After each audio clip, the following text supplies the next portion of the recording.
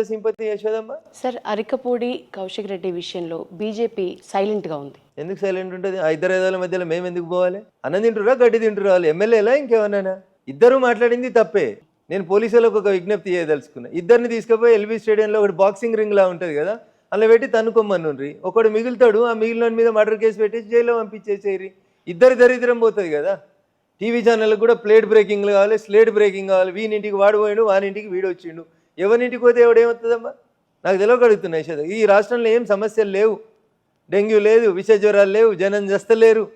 ఇవి కాదు సమస్యలు. పార్టీ మారుడు, పార్టీ ఫిరాయించుడు. నువ్వు సక్కనోడు అయితే నువ్వు నా గురించి మాట్లాడాలి కదా. నువ్వు నాది ఒక్కేళ్ళు పెడితే నీకు 4 ఏళ్ళు వస్తున్నాయి కదా. నువ్వు అక్బరుద్దీన్ ఓవైసీకి ఎట్లిచ్చినావు అప్పుడు? ఎందుకు బట్టి విక్రమార్కను ఎల్పీ లీడర్గా లేకుండా 12 మంది ఎమ్మెల్యేలని దొంగలాగా రోజుకొకని ఏర్పించుకోలే? ఇదే కేసీఆర్ అనేటోడు. వాడు ఎవడో మాట్లాడతాడు, నిన్న సిగ్గులేనోడు కేసీఆర్ కండువా కప్పుకోలేదు, మేము హోల్సేల్గా కొనుక్కున్నాం. ఎందుకు కొనుక్కున్నారా 88 మంది ఉన్నాక? ఏం చెప్పదలుచుకున్నారు మీరు ప్రజాస్వామ్యానికి అర్థం? నీచమైన రాజకీయాలు జరుగుతూ ఉన్నాయి, నీచమైన రాజకీయాలు చేస్తూ ఉన్నారు రాష్ట్రం లోపల. ప్రజలు లేవు, ప్రజల సమస్యలు లేదు. మాట్లాడితే ఏది పడితే అది మాట్లాడుతూ ఉంటారు. వారం రోజులు మీడియాకు కూడా ఒకటి కావాలి, ముందు పేజీలు రాసుకుంటేందుకు. ఏమైందమ్మా టెలిఫోన్ ట్యాపింగ్? నేను అడుగుతున్నా రేవంత్ రెడ్డిని. ఏది telephone tapping? AD Prabhakar Rao, ఏడా శ్రవణ్ రావు అని ఐ న్యూస్ ఎట్లా నడుస్తుందమ్మా?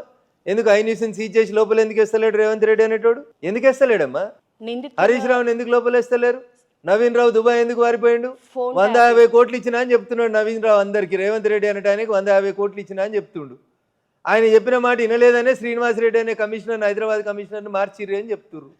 ఎవరు సమాధానం చెప్పాలమ్మా వీటికి? సార్, ఫోన్ ట్యాపింగ్ గురించి చేసిండ్రు నిందితుల వాస్తవాల గురించి చెప్తున్నామా.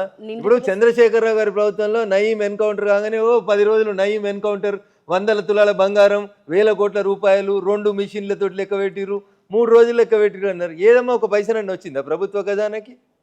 ఏమైనా నయీం కేసులు కాడైనా మా చెల్లె నిజామాబాద్ బార్డర్ కాడ సెక్యూరిటీ కాడ ఆడ బార్డర్ దాటే కాడ అంతా జీఎస్టీ కుంభకోణం అయింది, లక్షల కోట్లు అయినాయని చెప్పారు. ఏ తల్లి కేసు ఛార్జ్షీట్ ఫైల్ అయిందా? నిండు శాసనసభలో ఈ 80,000 పుస్తకాలు చదివిన పెద్ద మనిషి చెప్పిండు. ఉత్తమ్ కుమార్ రెడ్డి ఏదో పెద్దగా మాట్లాడుతున్నావు, హౌసింగ్ కుంభకోణం చేసినావు, సిఐడి నీ మీద నివేదిక ఇచ్చింది, 800 పేజీల నివేదిక ఉంది, చదవాలనా అన్నాడు. ఎందుకు చదువుతలేడమ్మా ఏళ్ళటి దాకా? దొంగ పోలీసు ఒకటైర్రా? పొద్దు కాంగ్రెస్ను టీఆర్ఎస్ వాళ్ళు మాట్లాడుకొని బీజేపీ కనబడకుండా ఉండేందుకు మీరిద్దరు కొట్లాడుకున్నందుకు నయా నాటకాలు మొదలు పెట్టిర్రా? ఎవరమ్మా కౌశిక్ రెడ్డి? నేను అడుగుతున్నా. కౌశిక్ రెడ్డికి ఏనాడన్నా జై తెలంగాణ అని వచ్చిందమ్మా? మానుకోటలో రాళ్ళు పట్టుకొని జై తెలంగాణ అని హరీష్ని కొట్టేందుకోలే కౌశిక్ రెడ్డి అనేటోడు? మర్చిపోయిండు హరీష్. సార్, ఫోన్ ట్యాపింగ్ గురించి చేసిండ్రు మీరు. నిందితుల స్టేట్మెంట్ ఆధారంగా కేంద్రం నుంచి విచారణ చేయించే అవకాశం లేదా? పొద్దున్న లేస్తే తెలుగు మీడియాకున్న దరిద్రమైన రోగము, మన యాంకర్లకు ఉన్నటువంటి చండాలమైన అవగాహన ఏంటంటే కేంద్రం జోక్యం చేసుకోవాలి. ఎందుకు చేసుకోవాలి కేంద్రం? లా అండ్ ఆర్డర్ ఎవరి పంచాయతీ? మర్డర్ జరిగితే కేంద్రం వచ్చి పట్టుకుపోతుందా? రేవంత్ రెడ్డి ఓటుకు నోట్లో దొరికితే మేము వచ్చి పట్టుకుపోయినావా? ప్రభాకర్ రావుని మేము పట్టుకుపోవాలా? మాకేం సంబంధం? మీరిద్దరు దన్నుకుంటారు, మీరిద్దరు పైసలు పంచుకుంటారు, మీరిద్దరు పొద్దుకి మాట్లాడుకుంటారు, అవసరం ఉన్నప్పుడు అవసరం ఉన్న అరెస్ట్ చేసుకుంటారు. మీ 2 పార్టీలు మంచిగా ఉండాలి. మాట్లాడితే కేంద్రం రావాలన్నా? కేంద్రం ఎందుకు రావాలమ్మా? మర్డర్ జరిగితే కేంద్రం వస్తుందా? రేపు జరిగితే కేంద్రం వస్తుందా? ఓటుకు నోటు అయితే కేంద్రం వచ్చిందా? తీసుకుపోయి పారాయి చంద్రశేఖరరావు లోపల. ప్రభాకర్ రావు అనేటైనా స్పష్టంగా చెప్పిండు ఇప్పుడున్న ఎస్ఐబి చీఫ్కి, నువ్వు నాకు ఎందుకు ఫోన్ చేస్తున్నావు, నా ఇంటికి పోలీసు వాళ్ళని ఎందుకు పంపించినావు అని ఎస్ఐబి చీఫ్ని అడిగిండు. ఆ ఎస్ఐబి చీఫ్కి ఉన్నటువంటి ఆఫీసర్ చెప్పింది ఏంటంటే, పేపర్లో చదివిన, అది కాంగ్రెస్ మానసపుత్రిక అయిన పేపర్లో చదివిన. ఏం చెప్పిండ్రు? ఇప్పుడున్న ముఖ్యమంత్రి గారు మిమ్మల్ని పిలువమన్నారు, ఇన్వెస్టిగేషన్ చేయమన్నారు అన్నాడు. అంటే అప్పుడు ప్రభాకర్ రావు గారు ఇచ్చిన సమాధానం ఏంది? అప్పుడున్న ముఖ్యమంత్రి చెప్తే నేను పనిచేసిన అన్నాడు.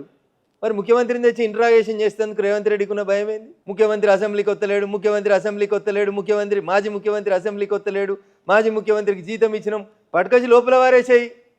టెలిఫోన్ ట్యాపింగ్లో హరీష్ రావు ఉన్నాడు అని రాసిర్రు, కేటీఆర్ ఉన్నాడు అని రాసిర్రు, సినిమా వాళ్ళు ఉన్నారు అని రాసిర్రు, నవీన్ రావు అనే ఎమ్మెల్సీ ఉన్నాడని రాసిర్రు. నవీన్ రావు దుబాయ్కి ఎందుకు పోయిండమ్మా? నవీన్ రావు అయితే ఈయనే ఉండే కదా, ప్రభాకర్ రావు లేడు కదా. నవీన్ రావుని ఎందుకు అరెస్ట్ చేయలేదు? ఐ న్యూస్ అయిన ఛానల్ అయితే ఇక్కడ ఉంది కదా, మేనేజింగ్ డైరెక్టర్ వారిపోయింది కదా. ఐ న్యూస్కి ఎందుకు తాళం వేస్తలేరు పోలీసు వాళ్ళు? ఎందుకు పట్టుకొస్తలేరు? శ్రావణ్ రావు ఎందుకు జోక్యం చేసుకోవాలంటారు? మేము ఎందుకు జోక్యం చేసుకోవాలి? మీరిద్దరు అనుకుంటే తనుకోని సావుండ్రి, మాకేం సంబంధం అంటున్నా. నేరం జరిగింది ఇక్కడ, ఇన్వెస్టిగేట్ చేయాల్సింది పోలీసు వాళ్ళు, చేయమని చెప్పాల్సింది ముఖ్యమంత్రి. ఎందుకు కేంద్రాన్ని ఎందుకు లాగుతారు? పొద్దున్నేస్తే బీజేపీని ఎందుకు బదనాం చేస్తారు?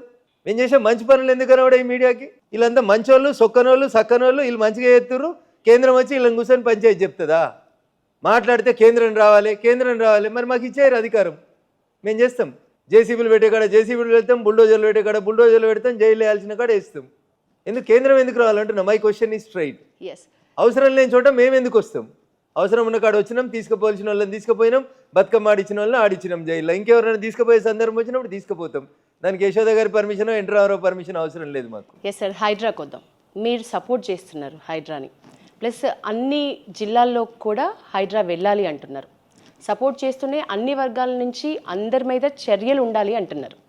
చర్యలు ఉంటున్నాయి. ఇప్పుడు రాజేంద్ర నగర్ కార్పొరేటర్ నిర్మాణాలు ఏవైతే కూల్చిందో హైడ్రా, అదే స్పీడ్ ఎంఐఎం నేతల విషయంలో కనిపించట్లేదు. ఏమంటారు? అందుకనే రేవంత్ రెడ్డిది డబుల్ స్టాండర్డ్ గేమ్ అని అంటున్నాం. అట్లా మరి మీరు హైడ్రాకి సపోర్ట్ చేస్తున్నారు. నేను మంచి పనికి సపోర్ట్ చేస్తున్నాను. నాకు హైడ్రానో, రంగనాథో, రేవంత్ రెడ్డి చుట్టం కాదు. నేను అందుకే అడుగుతున్నా సార్. మీరు ఒక advocate గా- చెరువుల కట్టిన కన్స్ట్రక్షన్స్ అన్ని కూలగొట్టాలని చెప్పినాం. రేవంత్ రెడ్డి దగ్గర, రంగనాథ్ గారి దగ్గర ఒకవేళ జేసీబీలు, ఇటాచీలు దొరకకపోతే కిరాయికి మేము వేరే రాష్ట్రాలకి వెళ్ళి తెచ్చిస్తాము అని చెప్పినాం. ముందు సల్కం చెరువులో కట్టిన ఫాతిమా కాలేజీని కూలగొట్టుము అని చెప్పినాం. మేము సపోర్ట్ చేస్తాము అని చెప్పినాం. ఒక వకీల్గా సపోర్ట్ చేస్తా అని చెప్పిన, చట్టం తెలిసిన వ్యక్తిగా సపోర్ట్ చేస్తా అని చెప్తున్నా. సార్ ఇప్పుడున్న చట్టాలు సరిపోతాయా సార్? చాలా ఎక్కువ ఉన్నాయి హైడ్రా చట్టాలు, విషయంలో చాలా ఎక్కువ ఉన్నాయి చట్టాలు. సుప్రీంకోర్టు చెప్పింది కదా, ఈ దేశ సర్వోన్నత న్యాయస్థానం చెప్పింది, ఇరిగేషన్ ట్యాంకులు, కుంటలు, చెరువులు ఇట్లాంటి వాటిలలో కడితే ఎవరినైనా లెక్క పెట్టకుండా కూలగొట్టమని చెప్పింది. మొహమాటం ఎందుకు?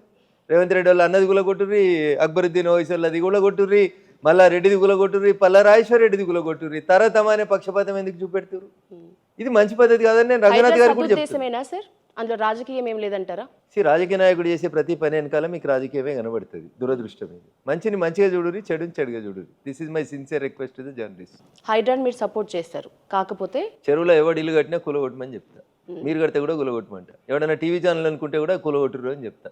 ఎవరైనా ఎమ్మెల్యేలకు ఉంటే కూడా కూలగొట్టురు అని చెప్తా. మా బీజేపీలకు ఎవరికైనా ఉంటే కూడా కూలగొట్టురు అంట. హైడ్రా రాష్ట్రం కాదు, దేశంలో మొత్తంలో కూడా చెరువులలో, కుంటలలో అట్లాంటి వ్యవస్థలు ఎక్కడన్నా ఉంటే కొత్త వ్యవస్థలు తయారు చేసి ఎక్కడ చెరువులు, కుంటలు ఎవరు కట్టినా కూలగొట్టమని చెప్తా.